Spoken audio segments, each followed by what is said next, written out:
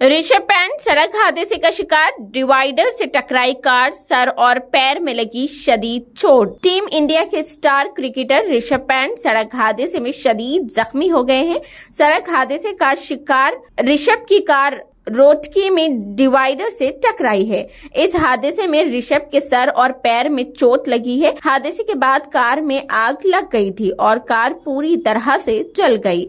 ऋषभ की plastic surgery की जाएगी, उसके लिए डॉक्टरों ने उन्हें दिल्ली रिफर कर दिया है। ऋषभ जख्मी होने की वजह से टीम इंडिया ने उन्हें वक्फा दिया था। रोजनामा जागरण की खबर के मुताबिक ऋषभ दिल्ली से घर लौट रहे थे। वो रोटकी के हिमायतपुर झाल पहुंचे थे और वहां कार को हादसा पेश आया। खबर के मुताबिक उन्हें तशवीशनाक हालत में दिल्ली रिफर कर दिया गया है। ऋषभ के माथे, कमर और टांगों पर ज्यादा चोटें नजर आई है। फिलहाल उनकी हालत मुस्तहकम बताई जा रही है। ऋषभ की प्लास्टिक सर्जरी की जा सकती है। ख्याल किया जा रहा है कि ये हादसा धुंध की वजह से हुआ है। रोटकी में ये वाकया मंगलूर कोतवाली इलाके में पेश आया। रिपोर्ट्स के मुताबिक हादसा धुंध के बाद पेश आया और तेज रफ्तारी से डिवाइडर से टकरा गई। हादसा इतना शदीद था कि गाड़ी में फौरी आग लग गई। ऋषभ की कार रेलिंग से टकरा गई, उसके बाद गाड़ी में आग लग गई। ताहम उससे पहले ही ऋषभ गाड़ी से बाहर निकल गए। वहां मौजूद लोगों ने बताया कि बड़ी मुश्किल से आग पर काबू पाया गया। उसके बाद ऋषभ को हॉस्पिटल ले जाया गया। उन्हें दिल्ली रोड पर वाक़े सिक्षम हॉस्पिटल में दाखिल कराया गया था, अगरचे बाद में दिल्ली से रुजू